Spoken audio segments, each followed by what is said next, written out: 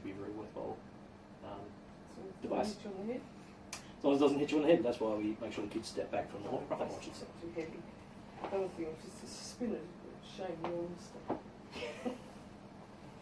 Now, that's what we've got to mount this thing up onto the rocket launcher.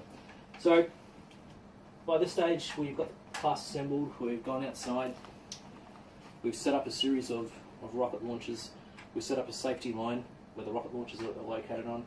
We've actually set up a secondary safety line behind that. So you've only got one child working each rocket launcher. All the other kids are lined up behind that secondary safety line. So you're basically setting up a no-go zone. Exactly, exactly.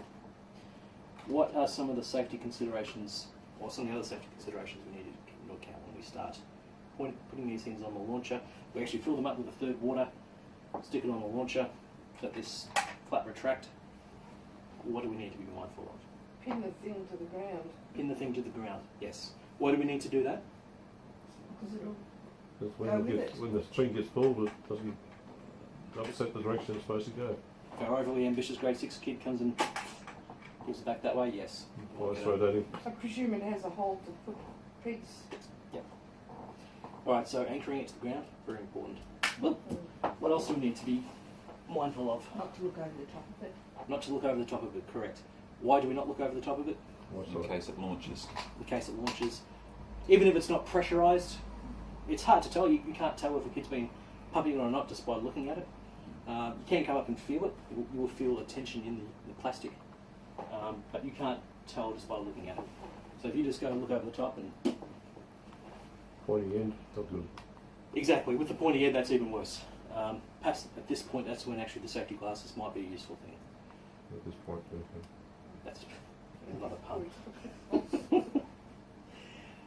What else do we need to be mindful of when we're doing the launch? Where possibilities where it's going to land. Yep. The wind. Yeah, keeping in mind the wind. And the conditions. Now, we don't have to be absolutely pedantic and throw grass up in the air and kind of do calculations with where exactly the thing's going to land, Like you do with those other rockets. like we do with the real rockets. But we still do need to make sure we've got a good idea of where the wind is moving. And it might change halfway through the session as well. So keeping a constant eye on which way wind is moving. Very useful. Not just useful, but actually very important. Anything else that we need to be mindful of? Appropriate supervision. Appropriate supervision. Yep. Make sure your pump's working. Make sure the pump's working. Yeah, doing an equipment check before we even start the program is actually a good routine to get into. Some of these pumps sometimes might have a bit of leakage, sometimes a bit of leakage with the O-ring on the launcher. So just having a know of what equipment is at what standard. Some equipment will be fantastic and ready to go, some might be on the blink. So kind of knowing what you got with you today is really handy. Now let's say we've had the kids come up to the main launch line. They've been pumping the bike pump up to how much pressure? 60, 50, 60. 50, 60? Yep, yeah, about that. We've then said launch. So we've done a countdown in 3, 2, 1, launch. Do we just let the kids go and run off the moment they pull the string? No, because you don't know where they're going to land. Exactly. So we do not let kids run out to go and recover their rocket until we have given the all clear. And by that, one of the things we have to do as the responsible adult is to make sure that all the rockets are fired off, so that they've all gone up in the air and they've all come back down to the ground. Also trying to keep an eye as to the trajectory of each of those rockets. Make sure they're not going to come back on the crowd. They shouldn't, but if the wind suddenly changes direction. Release them all at once. Ideally. How many do you do at once? We do 5 or 6. Okay. Generally, we also do it in a way that the rocket is slightly orientated a little bit away from you.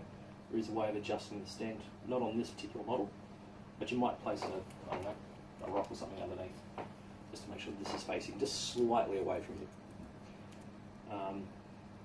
So after we've launched all of them, we still require all the kids to stay behind that safety line until all the rockets are launched and come back down to ground safety. Is it a whistle or something? Or? We issue very specific verbal commands, so we might say You may recover your rocket, and that's the language we use to say, okay, you're cleared to go, and we might say cleared to go. So who goes to recover the rocket? We'll Just get the team? students. We'll get the students. So that, yes, the person that's just launched their rocket, They go and they'll recover. go and recover. Sorry, I interrupted where you were going. No, First no. commands. No, that's good. Like I said, commands are up to you. They are something that you need to be comfortable with, something that you can bark on instinct. So the one I normally use is you're clear to go. So once the rocket's been launched and come back down to the ground, I'll say clear to go. I'll actually do a bit of a flight attendant kind of point like this and say, okay, you go out and go grab them. That's just an instinctive thing for me. You might have your own approach for that. Okay, so that's pretty much the end of this particular session, which is looking at how to build your own rocket and how to actually go and launch it. We've covered a fair bit of ground today. We've covered everything from Newton's third law of every action has an equal and opposite reaction. Yep. We have looked at a very similar concept of momentum.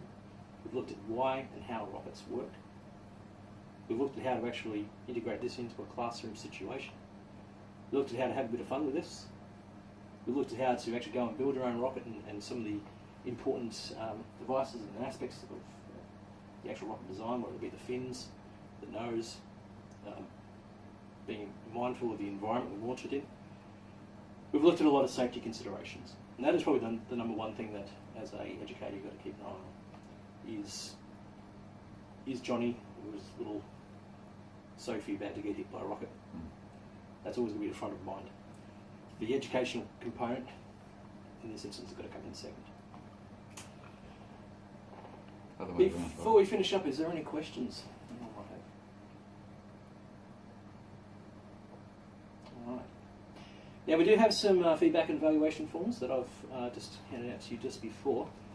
So if you'd like to fill them in, that would be really helpful to get a sense of whether or not this program is something that meets your needs or not. So thank you very much for coming today. That's the camera off. It's exactly 40 minutes.